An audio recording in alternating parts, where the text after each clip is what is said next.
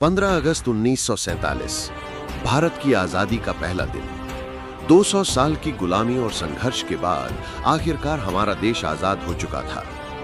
एक तरफ करोड़ों भारतीय आजादी की खुशी में झूम रहे थे, वहीं दूसरी तरफ लाखों लोग बंटवारे के दर्द से कराह रहे थे।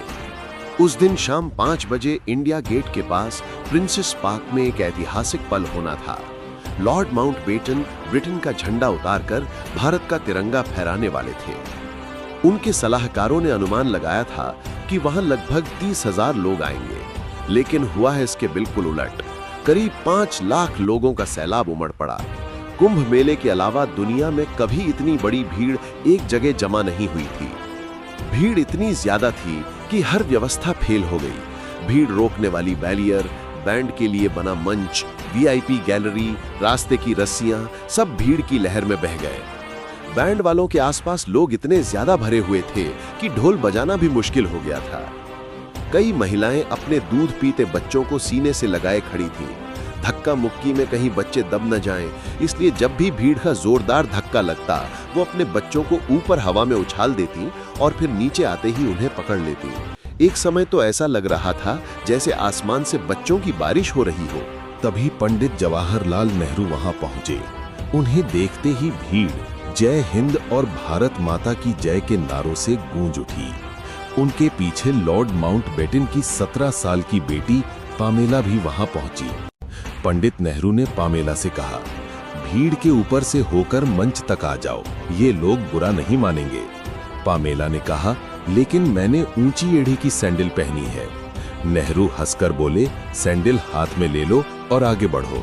नेहरू जी सबसे पहले लोगों के सिरों पर पैर रखते हुए मंच पर पहुंचे और उनके पीछे पीछे पामेला भी उसी तरह आगे बढ़ गईं। मंच पर सरदार पटेल की बेटी मणिबेन पटेल पहले से मौजूद थीं, लेकिन जो झंडा फहराने वाले थे लॉर्ड माउंटबेटन, वो कहीं दिख ही नहीं रहे थे।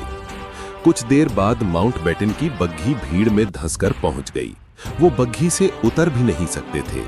उन्होंने दूर से नेहरू की ओर देखकर कहा, लेट्स होइस्ट द फ्लैग, यानी चलिए झंडा फहराते हैं।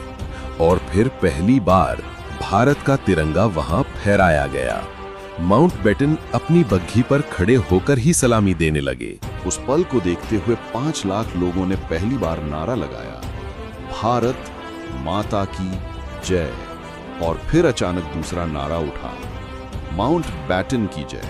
भारतीय इतिहास में इससे पहले किसी अंग्रेज के लिए ऐसा नारा नहीं लगा था।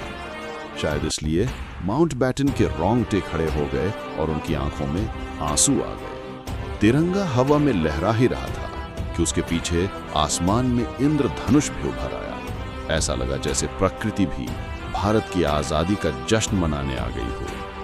इसके बाद माउंटबेटन गवर्नमेंट हाउस लौट रहे थे। रास्ते में उनकी पत्नी एडविना ने थकी हुई महिलाओं को अपनी बग्घी में बैठाया, जो भीड़ में लगभग कुचल जाने वाली थी। वो महिलाएं उन सीटों पर बैठीं जो कभी इंग्लैंड के राजा रानियों के लिए बनाई गई थी। वहीं उसी बग्घी में पंडित नेहरू भी बैठे थे, लेकिन उनके लिए सीट नहीं होने के कारण उन्हें आगे होड़ पर बैठना पड़ा। यह दृश्य अपने आप में बराबरी और भाईचारे का प्रतीक बन गया। इसके बाद आजादी के और भी कई अहम पल आए। 14-15 अगस्त की आधी रात संसद के सेंट्रल हॉल में सुचेता कृपलानी ने सारे जहां से अच्छा और वंदे मातरम गाया। 11:55 पर नेहरू ने ट्रिस्ट विथ डेस्टिनी वाला अपना ऐतिहासिक भाषण दिया। रात 12 बजते ही पूरा हॉल शंखनाद और जयकारों से गूंज उठा और सुबह 8:30 पर नेहरू ने भारत के पहले प्रधानमंत्री के रूप में शपथ ली। सड़कों पर लोग खुशी से झूम रहे थे। हिंदू, मुसलमान, सिख सब एक साथ आजादी का जश्न मना रहे थे। लेकिन दूसरी तरफ बंटवारे की त्रासदी ने लाखों लोगों के जीवन को दर्द से भर दिया था। आजादी के इस दिन को बनाने के लिए असंख्य स्वतंत्रता सेनानियों ने अपने प्राण न्योछावर किए। उनके सम्मान में हर भारतीय का दिल आज भी जय हिंद जय भारत के नारे से भर जाता है।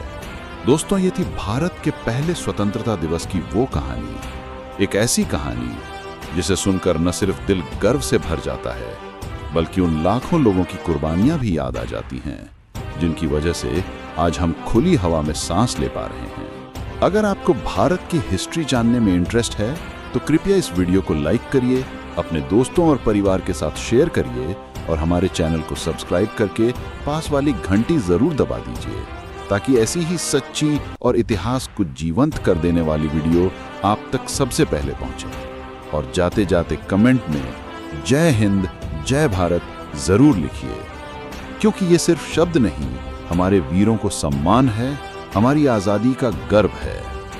जय हिंद, जय भारत।